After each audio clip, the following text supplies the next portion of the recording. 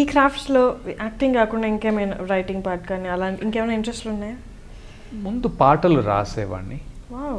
But not anymore I think. అంటే ఏదైనా మూవీకి రాసింది ఉందా? వెన్నెలలో ఒక పాట రాసాను.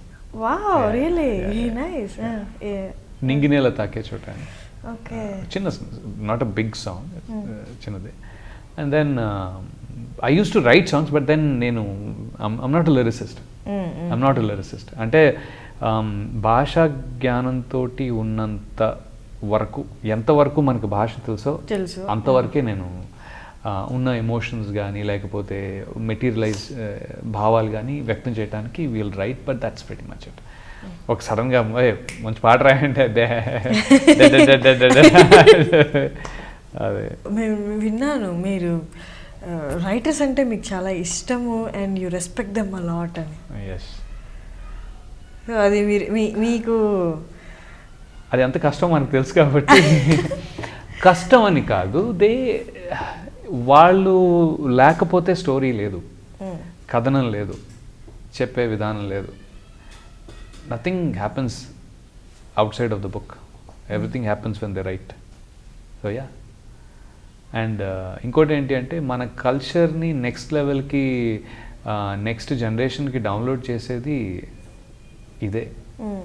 అది ఎన్ని రోజులైతే సరిగ్గా నడుస్తుందో కొంత కొంత కొంత కొంత అది ఇంకా మిగులుతుంది. అదర్వైజ్ మన ఫ్యూచర్ జనరేషన్స్ అందరూ ఇంకింతే అనమాట. ఇప్పటికే నాకు ఒకసారి అనిపిస్తుంది, too much of TV, television. I mean television is a great medium, I'm not denying that, or media for that matter. Media అంటే సోషల్ మీడియా కానీ టెలివిజన్, కిడ్స్కి నేను పిల్లలకి చూస్తున్నాను కదా, because they are so much into playing their games. Or ఒక్కోసారి అనిపిస్తుంది పుస్తకాల వరకు మనం చదువుకున్నట్టుగా పుస్తకాల వరకు లిమిట్ చేస్తే దానిలోంచి whatever they become something with it. ఇప్పుడు there are always kids who will బాగా బయటకు వచ్చి ఫ్లయింగ్ కలర్స్ తోటి వచ్చే కిడ్స్ ఉంటారు, కానీ డిస్ట్రాక్షన్స్ ఎక్కువైపోయినట్టు అనిపిస్తుంది అంతే. దట్స్ ఆల్ నా మీనింగ్ అదనమాట. డిస్ట్రాక్షన్స్ ఎక్కువైపోతుంది ఫీలింగ్ నాకు ఉంది. అరే పిల్లలకి మరీ దారుణంగా ఏంట్రా ఈ టీవీ చూపించడం అంటే ఎక్కువ చూపించడం ఏంటి అని. మన సినిమాలే 200 దాటి ఉన్నాయి. Yearly 150, 170 movies Telugu plus dubbing అయ్యి కలిపి 250 సినిమాలు ఉన్నాయి. అవన్నీ టీవీలో వస్తాయిగా, అట్లీస్ట్ 150 అయితే వస్తాయిగా టీవీలో, ప్రతిసారి కొత్తగా అనిపిస్తాయి. అవన్నీ చూస్తుంటే టైం ఏది మరి పిల్లలకి, at least for the kids. So మనం అంటే we are in the medium, in this place, and we know what to watch and what not to watch. మీరు మామూలుగా ఆడియన్స్తో కానీ ఫిలిం ఇండస్ట్రీ వాళ్ళతో కానీ ఇంటరాక్ట్ అవుతూ ఉంటారు కదా. ఇంటరాక్ట్ అయినప్పుడు కానీ లేకపోతే మీ మూవీస్ రివ్యూస్ చూసినప్పుడు కానీ మీరు అనుకుంటారా నేను ఎక్స్పెక్ట్ చేసిన రికగ్నిషన్ వచ్చేసింది నాకు అని? రికగ్నిషన్ అనేది నాకు ఎలాంటిది అంటే it should give me better roles అనే ఒక్క పాయింట్కే recognition. Because the recognition of the role is already done when I perform it. I don't look, oh. అయితే క్రిటికల్గా ఎవరైనా రాశారంటే ఇది బాగా చేయలేదు అని రాస్తే సంథింగ్ డిడ్ ఐ మిస్ అనే క్వశ్చన్ నాకు ఉంటుంది. But I haven't seen that much. అంతగా ఎవరు రాయలేదు ఇది బాగా చేయలేదు అని ఎవరు రాయలేదు ప్రస్తుతం. అంటే ఎవరు రాసినా ఓకే బాగుంది, it's nice, he did a good job, ఒకసారి ఎక్సలెంట్, ఒకసారి. సో ఎలా అంటే నేను చూస్తానన్నమాట, ఓకే నైస్కి, గుడ్ జాబ్కి, అవుట్ స్టాండింగ్కి ఎక్కడ గ్యాప్ వచ్చింది అని చూసుకుంటాను. ఏమైంది అంటే ఏమైనా something which I did not do, or of course it is an opinion of one person who is writing it, but ఆ ఒపీనియన్ వచ్చింది అంటే ఎక్కడో ప్లేస్ ఉందేమో అని ఒకసారి చూసుకుంటాను, రీచెక్ చేసుకుంటాను అనమాట.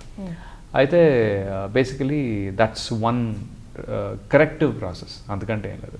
ఇంకా రికగ్నిషన్ అంటే అంతకు మించి, recognition is always about how you perform that day.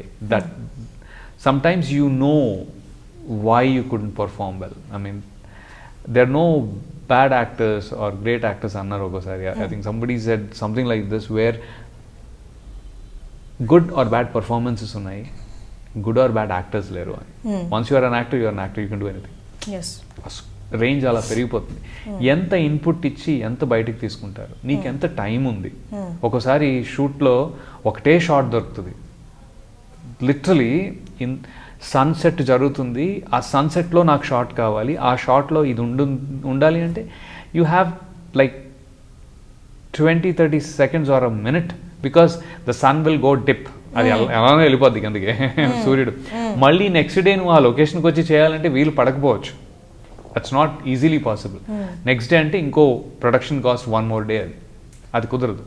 అలాంటి టైమ్స్లో మరి ఆ రోజు పర్ఫార్మెన్స్ బాగా రాలేదు అనుకుంటే, hey I'm a human, end of the day నేను మనిషినే, ఒక షాట్ వస్తుంది ఒక షాట్ రాదు.